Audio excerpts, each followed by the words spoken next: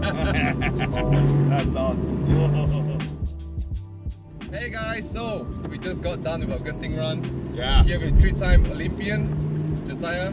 I'm feeling a little woozy.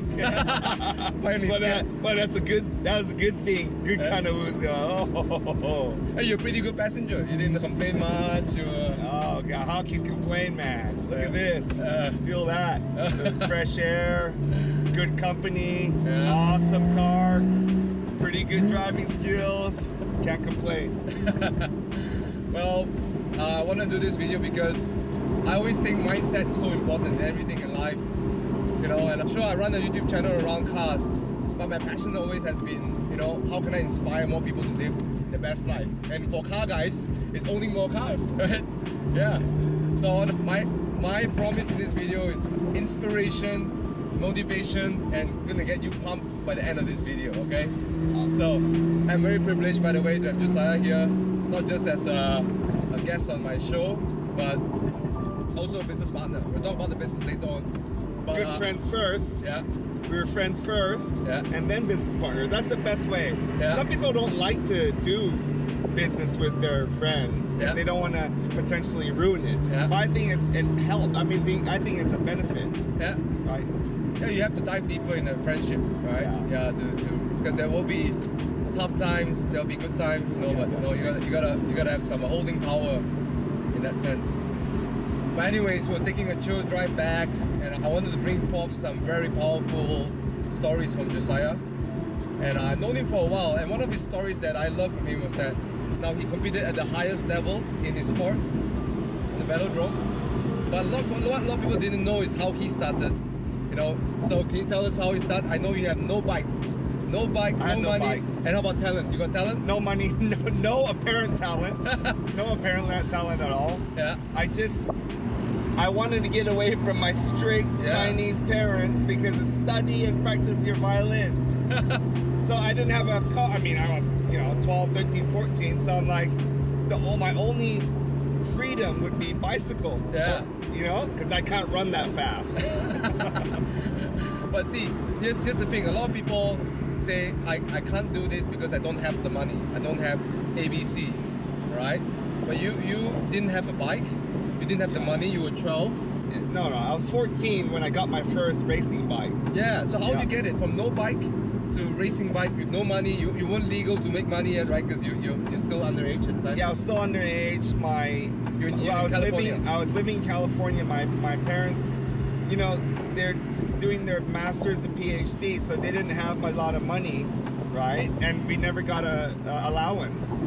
I heard a lot of kids these days get allowance, but we never got it. So I'm like, I want that bike. It was I convinced my neighbor to sell me his wife's bike, racing bike. And he was on the U.S. national team before, and he finally relented. Okay, sure, but it was a high-end race bike.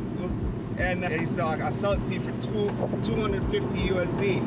And it was 1994. That's a lot of money back then. That was a lot of money. That's the equivalent of maybe $1,002 US now. Probably now, yeah, probably $1,000 US dollars. So now. Malaysian ringgit would be like 6,000, 7,000 ringgit. 6,005 ringgit. Yeah. So I'm like thinking, I'm like racking my brain. How do I raise 250? I was staying with my grandparents for the summer holidays, and I'm like, oh, that smells good. Oh, my grandma's cookies, and she made these huge chocolate chip cookies, and like, ding. I'll talk her into, I'll con her into making chocolate chip cookies for me, and I'll sell them door to door, because I already had experience selling them door to door. Yeah. Because I remember my dad had these like health books, and he didn't do anything with them. Like, Dad, give me your health books. No. I said, okay, sell it to me. He says, okay, $1. And I look at the book cover, it was like $12.95 USD. Oh, so you look at the difference. So I'm like, okay, there's like 50 books. I went door to door. That was my first time doing door to door, and I'm like 12 years old at that time. Like, hi, I was my buddy. His name was James. I'm Josiah. We call it J&J Books, where customers come first. But we're joking, where your wallet comes first. I was 12. We were 12. He was 13. Yeah. Went door to door, and I sold all those books, and I'm like, door to door is the way to go. Yeah. And this is pre-internet, everything, right? Yeah. So I did that with cookies, and it took me about a month. I sold these big ass cookies for like $1. It might have been 50 cents, but maybe 50 cents or $1 a piece. Yeah. I saved up $250, and then in 1 month, or less than a month, I bought my first race bike. Guys. 14 years old, and a lot of adults complain they don't have money. Yeah. You just need to be creative. It's because a lot of people get boxed in, right? They can't do this, you can't do that, and they got conditioned, right? They got conditioned after many years. I can't do this, I can't do that. So when it comes to a problem, they can't think outside the box. Yeah. It's not like I don't think people are inherently lazy. It's just they lost that freedom, right? Creativity. Yeah. They need to be creative, like with problem solving. Yeah. So if you have something you want to do, maybe a business, maybe you want to start a car you want. Yeah. And if you start off by I can't do this, I can't do that, that's it. It's game over before you started, right? But look, Josiah, at 14-year-old, I don't have the money. You figure it out. Yeah. You figured it out, right? And then these days, it's way easier to make money because of the internet, as a phone, Facebook Marketplace, Carousel. Yeah. I mean, it's so easy to buy and sell. Yeah. Anyone can do it. Yeah. But you start small and you work your way up. Nice. Yeah. There you go. First tip, guys. 2024. You want to change something? You want to change your finances? First, you got to start with the mindset, which is creativity. Creativity. You got to be bold and learn how to think about how to make money, right? Yeah. So okay, you went to your first race. Yeah. How did that go? Because you're terrible. It was exactly 30 years ago in a week. It was on it was Valentine's Day.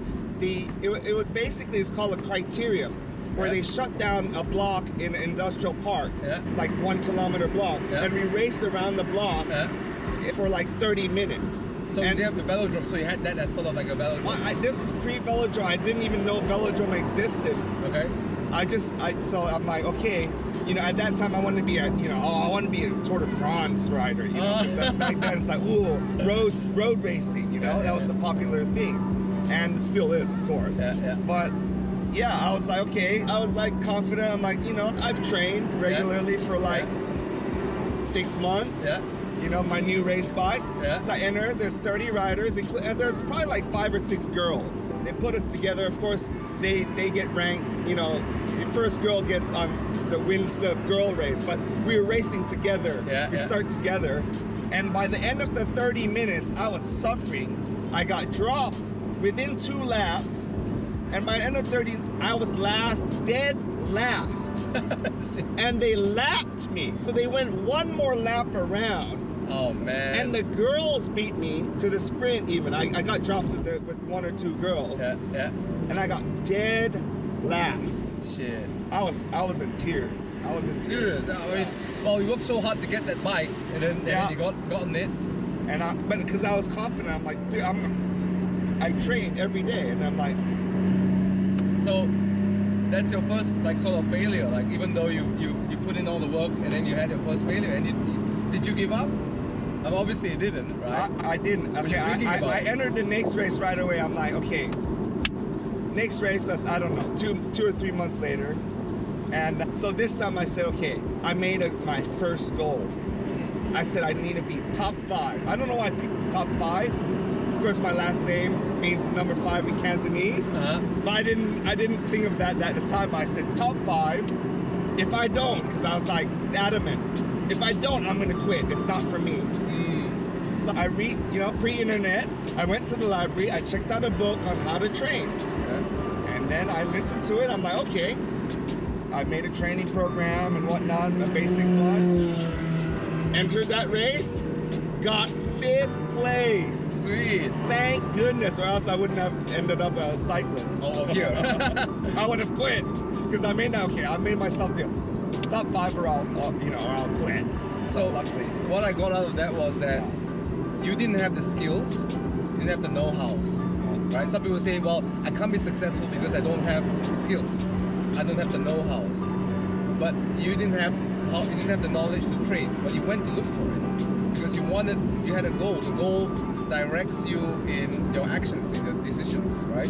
So same thing for a lot of people. Some people stop. They say, for example, they want to make, I don't know, 300 grand in their first month, in the first year in their business, or 200 grand in business, and they say, well, I don't know how to, so I can't do it.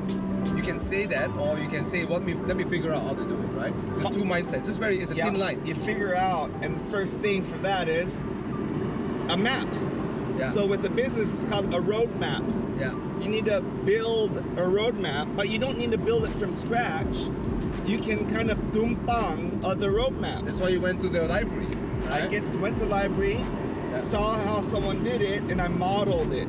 And back then I didn't know that, of the terms of map, roadmap, or modeling. I just went, I need to figure it out. But see, that's the point I'm saying, that all of us, we are not inherently lazy or dumb. We are actually all really smart. That's WMG. Oh, V8. Lovely sound. So I never think humans are inherently dumb or lazy. You're just not, you're putting it to right use. Like you got a Ferrari in here.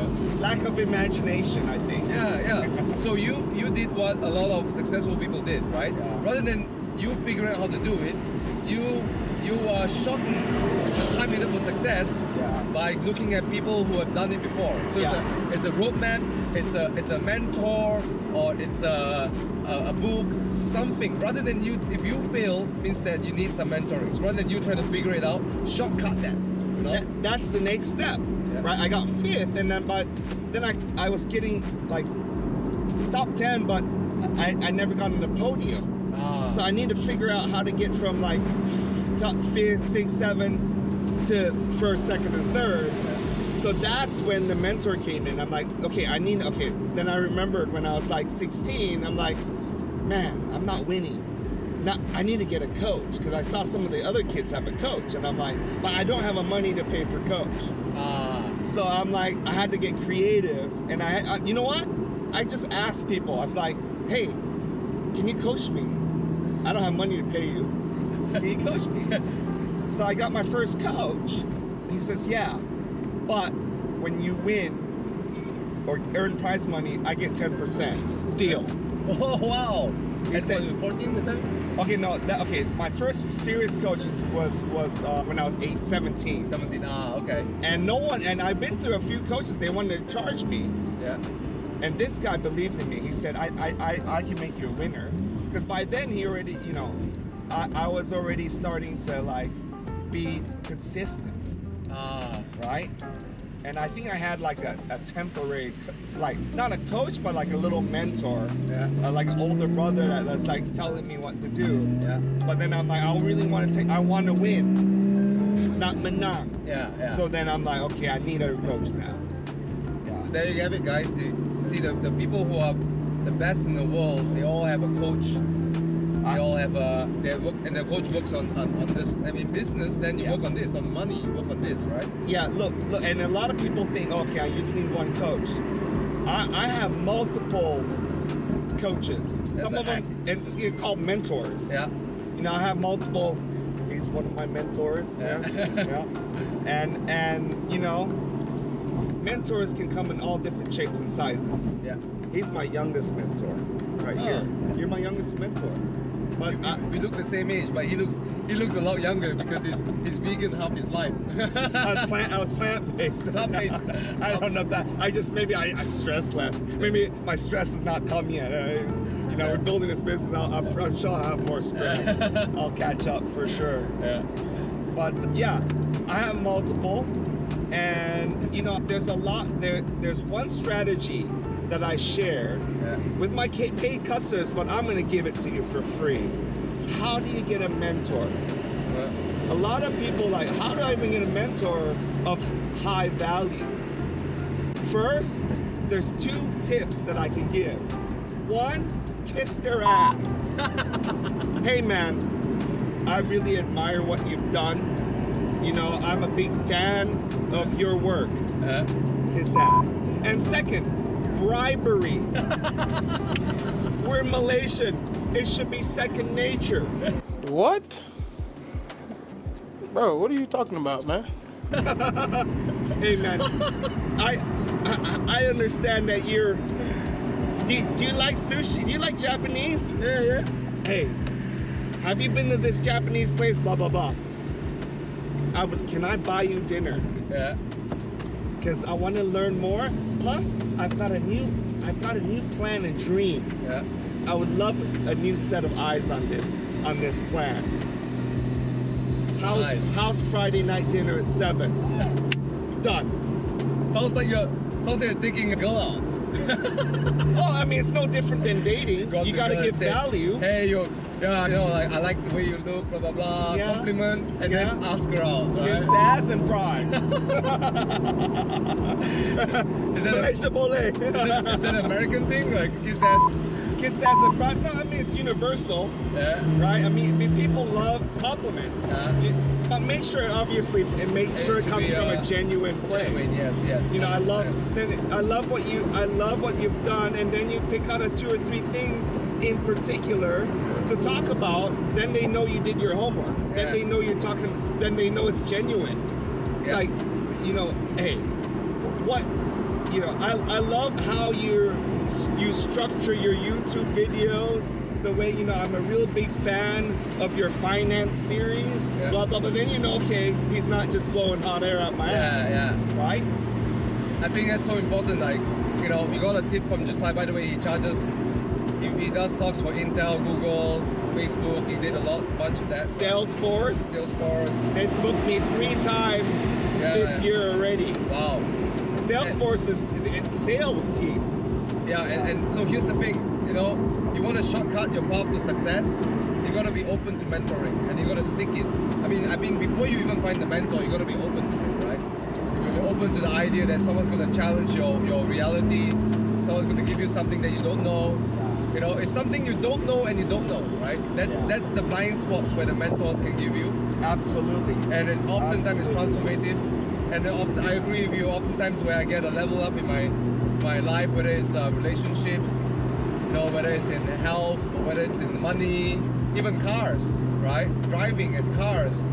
It's oftentimes I have a mentor, and so that's the hack. A lot of people think on the exterior, like, I want to be successful, I want to be rich, but the upgrade is first here. You got to upgrade your OS. Absolutely. But one guy shared with me that we are always operating 100% of the time. If your OS can do this much, you're always at this much. So you can't exert more. You can't work hard to get more success. You got to change your OS. Yeah. Right? Yeah. So I mean, I keep it like. Some people don't know OS. Okay, operating yeah. Some people. Okay, BBS. So belief system. Belief system. Okay. Well, I think about this way too. You've got goal setting, which is kind of your map, right? Yeah. Your roadmap. Then your mentor or coach is your guide. Yeah. It's your guide. So and then the OS could be your compass. Yeah. Right. Okay. Maybe that's that'd be. That's a nice metaphor. Nice Yeah. metaphor, yeah. So. Yeah, you first need a roadmap. If you don't have a roadmap, you don't know which guide to look for. Because if you're gonna, if you're gonna climb Machu Picchu, you find a different kind of mentor. If you're gonna climb, Kilimanjaro, you're gonna get a different mentor, right? So first you need you need to know what you want. Yeah. Then you're gonna find the roadmap. Yeah. Then only you find the mentor, right? Yeah. My first mentor was my grandma.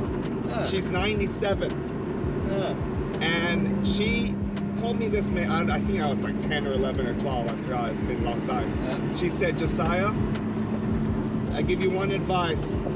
It's this: find your passion and figure a way to make a living out of that.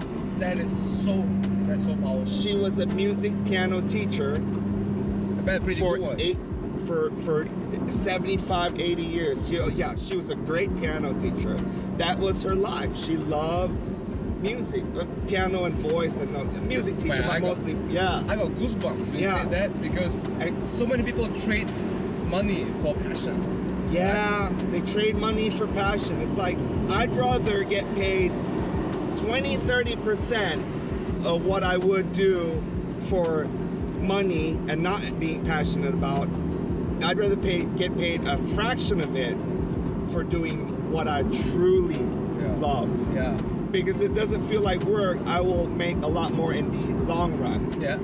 But put the money aside. Like, if you look at your life, right? That's how I think, right? Your life, it's not just about money. It's about it's not. How colorful has it been, right? Experiences How much and relationships. Yeah. For me, you've got all the experiences and all the quality relationships combined. A rich man. You're a really wealthy person. Yeah. Really wealthy. Yeah. So this whole thing about passion and money is super cool. And the other way I look at it and what you said was, I got goosebumps because I'm thinking. Because you shared with me recently you lost your contract, which was just a couple of days ago. You called me up. So he rang me up and said, hey man, you literally walked out of the meeting, right? And he said, I lost my contract. Yeah. But he didn't sound down. Like he was a bit, I mean part of me is sad. Yeah. Because I loved that job. I loved working with that group. They were truly high performance. Yeah. And our future MotoGP athlete. Yeah. You know, Hakim Danish Yeah. was my boss, and he's like operates on a high level. He was Malaysia's first motorcycle world championship rider podium. Wow, So wow. what I did in track cycling, he did on the motorbikes, and to not be able to work with him any longer, It was sad. I was sad, Yeah, for sure. yeah, for sure. But not normally. I would be panicking. I would be, naturally depression or whatnot. All of the negative feelings. But I was just a little bit sad, and after that, I didn't have time. I didn't give myself time to continue to be a little bit sad. I just parlayed this into something amazing. Yeah.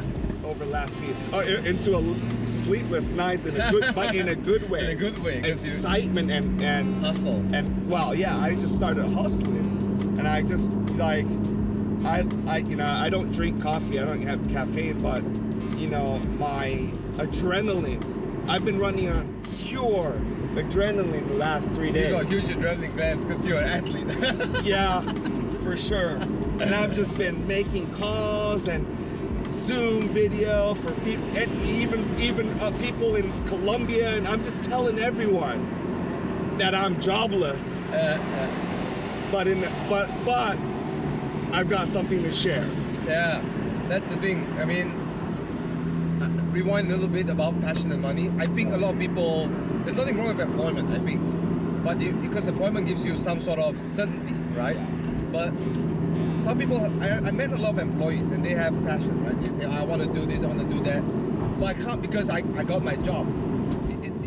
It kills me because, number one, who says you can't have your passion, right? Who says? You say so, right? And suddenly your life, possibility of a life is limited. Number two, this is not going against people who are employed, right? Please hear me out. Okay, I got my brother's employed, and and he loves what he does, and a lot of people I know employed who also love what he does. But we gotta be realistic about employment because it's still, everyone thinks it's secure. Like a lot of people don't take the dip in chasing their dreams. Yeah. Or doing the side hustle or doing the side business while they're being employed because they think that, okay, this is it, right? I'm safe. But so many people's job get pulled. It's like a rug get pulled underneath. Yeah, well, you know what? Like, I thought I'm safe because I operate on a high level. Yeah. And every job that I've been in, I outperformed my KPIs. Exceeded, yeah. Outperformed. So I thought I make myself invaluable to the organization. I'm gonna have a job. Yeah. But then the last 3 contracts, I'm a contractor because it pays better. Then I've lost those despite outperforming every single person in my role previously. Because there's external forces, right? Yeah. There's politics, there's budgets. Yeah. So the last one, they had a 75% budget cut. Oh man. Because it's government funded, and I'm the highest paid consultant, so I'm the first to go. So yeah. So it's rough. Yeah. It's a rough world because right now in our global, we call it a global macro environment, right?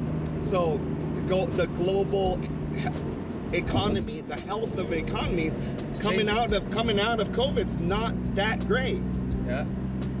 So I mean, even China superpower. And You then, look, all the stocks are down. You know, crypto's down. All assets. I mean, most assets are down.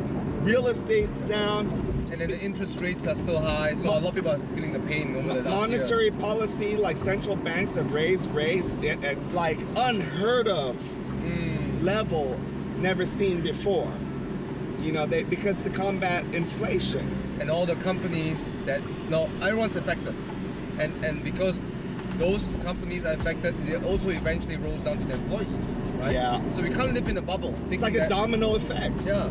So I think it is more responsible to really consider the macro, right? And sort of see it a few steps. Because you can't think as a bubble, like, oh, just in bubble, that's it. You know, we live in the world. The world matters to us, right? Yeah. Yeah, you know, one thing that I learned now, well, as we get older, we can become wiser. Yeah. I wish I paid more attention in macroeconomics class, because like how is this gonna benefit me? I was a marketing major, you know, like economics, schmeconomics, you know. But now, that's all I read. I mean, my YouTube videos are all based on economic policy, economics, and geopolitics. Geopolitics are super interconnected.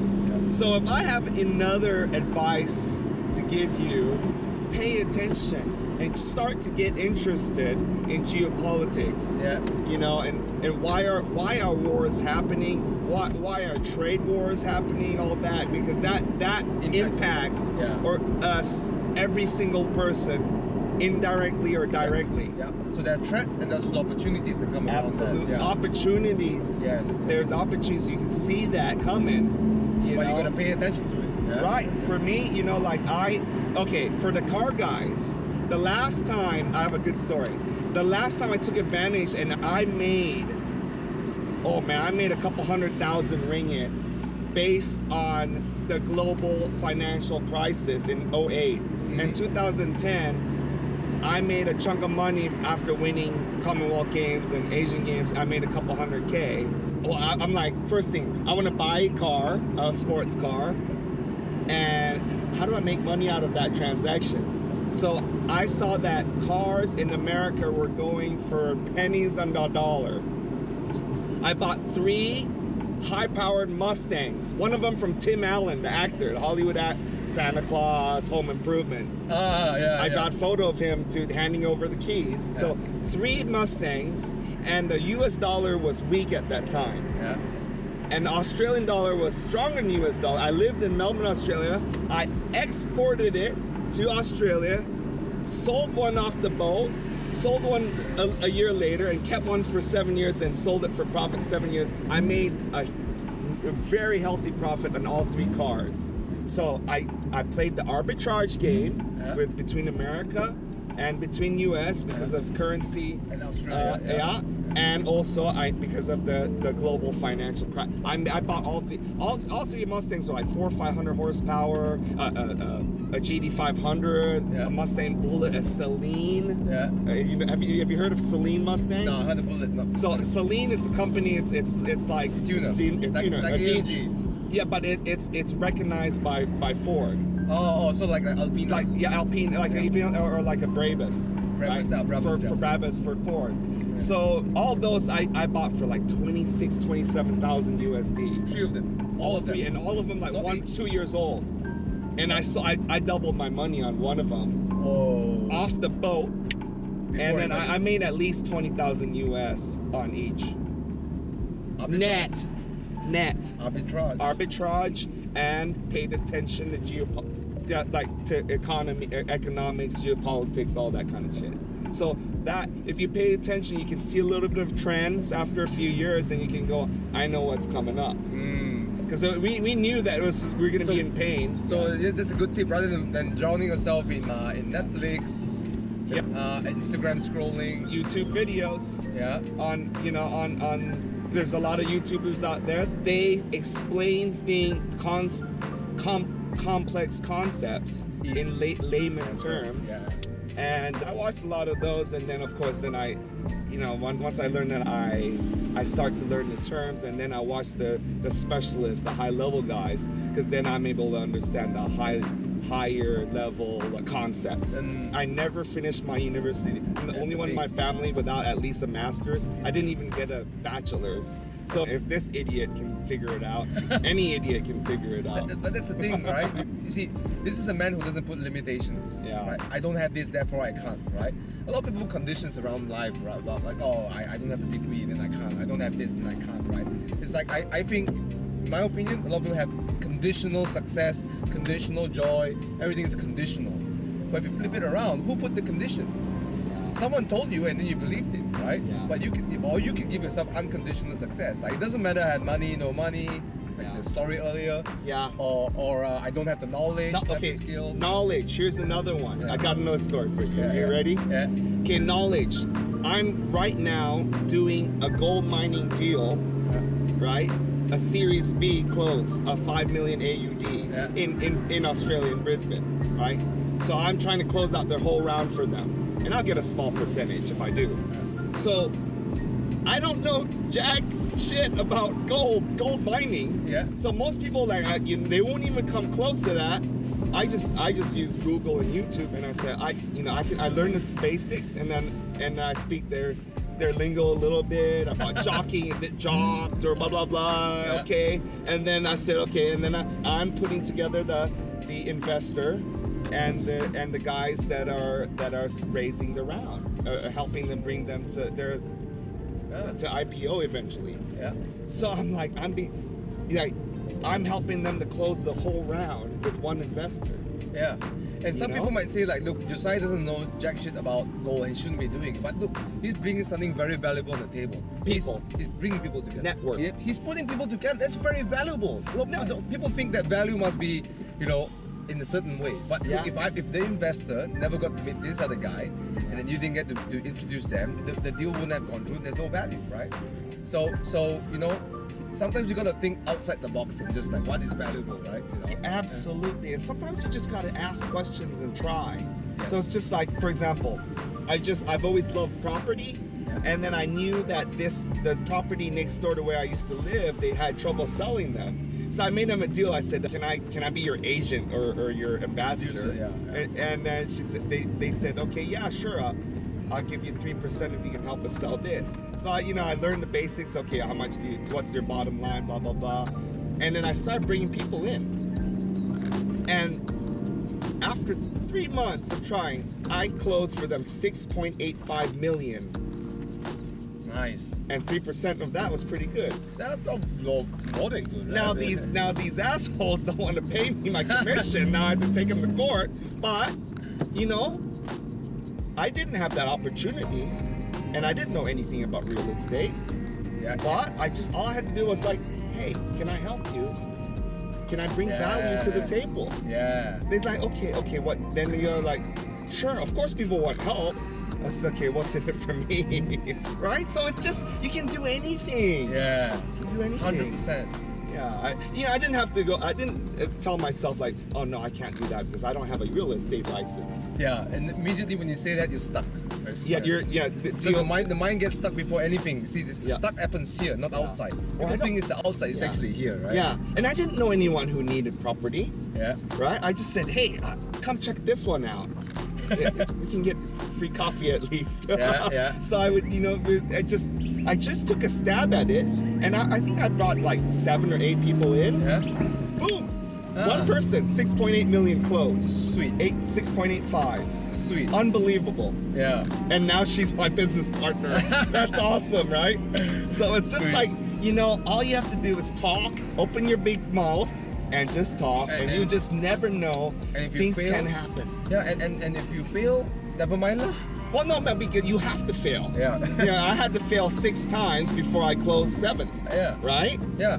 So hey, the- even I have to fail 20 times to get 6 million ringgit deal, I'll take that. Well, I'll take it too. But I just got lucky on the 7th time. Actually, she said no at the first time. So a lot of times it seems like a failure, especially in sales, especially in high ticket items. In business, proposing deals, getting investors. Yeah, and then the second round. And look, even my MotoGP contract, I pitched it. It was a 50 grand deal.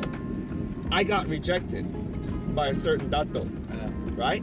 And then the second time I pitched a 200 grand deal, boom, got it over the line. Nice. So sometimes it's maybe you're pitching too little of the deal. The perceived value is too little. Yeah, Maybe you're you right. just gotta jack up the price. I don't know, right? So but that's what having a mentor or having a panel of mentors and coaches helped me. I had a different set of eyes on my ideas and my plans. Well, I got so much value again from hanging out with this guy. I hope you got too, yeah, guys. I will go on talking, but we're almost at Josiah's house. 5,000 ringgit of value right there for free. Yeah. Through Thomas's channel. Yeah, so subscribe, right? Subscribe, comment, and share this video, right? Yeah. I want to turn my YouTube channel to I want to inspire people. So thanks for being on this journey. My pleasure. Yeah. Thanks for letting me tell my story and give value. And if anyone, I answer all of my DMs. Yeah. Right. So Put the link if you over want, here. you'll put the link on there. Yeah. And enjoy the ride with us. Yeah. And we'll hope to bring you a lot more stuff. Yeah. And before we end, look, we did say earlier that Josiah is my business partner. We've been in business. He gave me a no 3 years ago. Before he said I yes. rejected him. See, by the second round, I accepted the proposal. Yeah. So we'll be working on the project. My company supplies me all the products and the business plan. And what I do is I develop business for the company. They're 49 years old, turning 50, Japanese company in health-related products. Unrivaled health technology. And with patent, with research, so it's not some like pseudoscience kind of thing. Game right? changer. Yes. Game changer. And the best part about it, you can do two things. You can either you want to make some money off the site, do some sales, right, with very little capital, number one. Number two, you could also build the business. So you can either be a salesperson or you want to be a business builder. But what I'm doing with Josiah is we want to work with number two. So if you're thinking about, hey, I want to build a business that takes care of me. That's what people don't understand about business. They think it's about money, but it's not. If you want to be, what my concept is, you build the business takes care of you. And that's what we've been building. We're building a team, support. And hey, you're 9 months in the business to make your first 5 grand. Yeah? I made my first five figures. figures. And from my previous 8 months, my 9th month was 5x. Hi, kids. 5x my sum of my previous months. Yeah. So, it compounds. Yeah. That's the beauty about this business.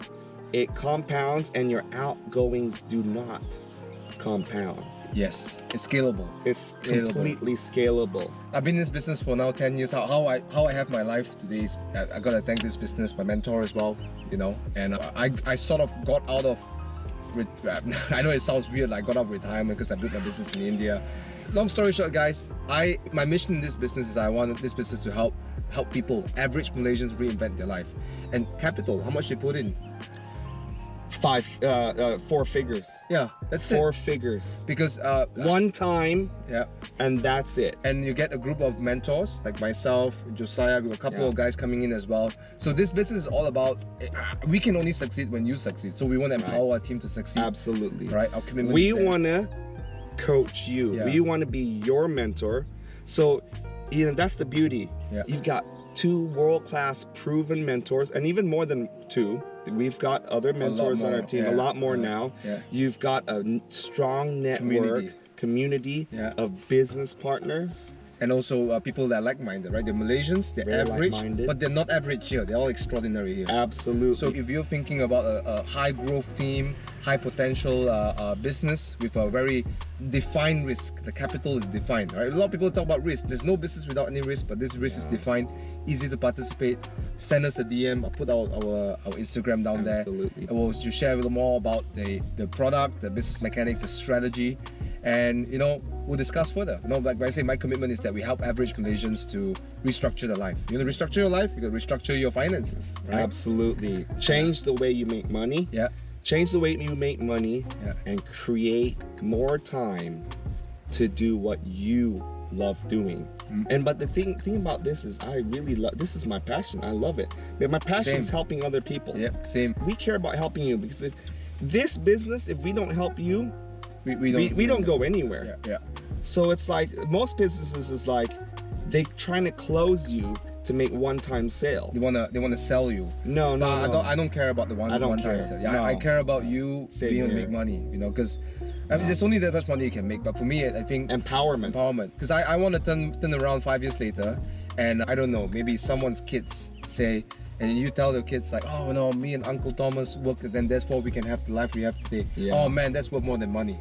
Oh I yeah. have so many of these stories in India, but I just want some stories back home over here, you know. Yeah, absolutely. So thank you so much. I want to acknowledge Josiah because we got the same passion of empowering people. And although he's a sportsman, he's a coach, but I think in every heart of the coach, they want the best for their coachees. And you get the opportunity to work with a world-class coach like Josiah, man. I'm really privileged that we're on this project together. He's gonna rock this business. And DM us, all right? DM us if you like what you hear, you want more details.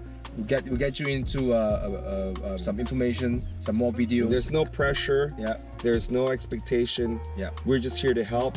We're here to provide you enough information so that you can make a sound decision. Yeah. So that when you turn the ignition on with this business, we go straight away. There's no, you won't be scared of going full pedal to the metal. You won't be scared at all. We'll be at all there if you because we'll have enough. You'll enjoy going through this due diligence process. And you'll, a lot of other people, hey, come on, just join. They don't want to tell you anything. They only tell you the upsides. No, we are very transparent, and we, because at the end of the day, it's all about relationships. You're gonna come here, we're gonna be looking at each other as business partners, equal business partners. It's not anything else. You're not a customer or client. Business partners. We want to grow together. And we got this opportunity for average Malaysians. Normal business, you're looking at 6 figures, etc. So we're not gonna go that far, right? So if you have a desire to transform your life, you know where to find us. All right. Okay, so that's it for this video, man. We can talk all day long, but we'll save it for the next one. I've got a few more good ideas. Relationships. I got some good stories for there, man. Oh man, I got so many. Maybe not safe for work. I don't know. we shared a couple of good stories over wine and stuff. Okay. All right. Love you guys. Keep it 100%. Peace out.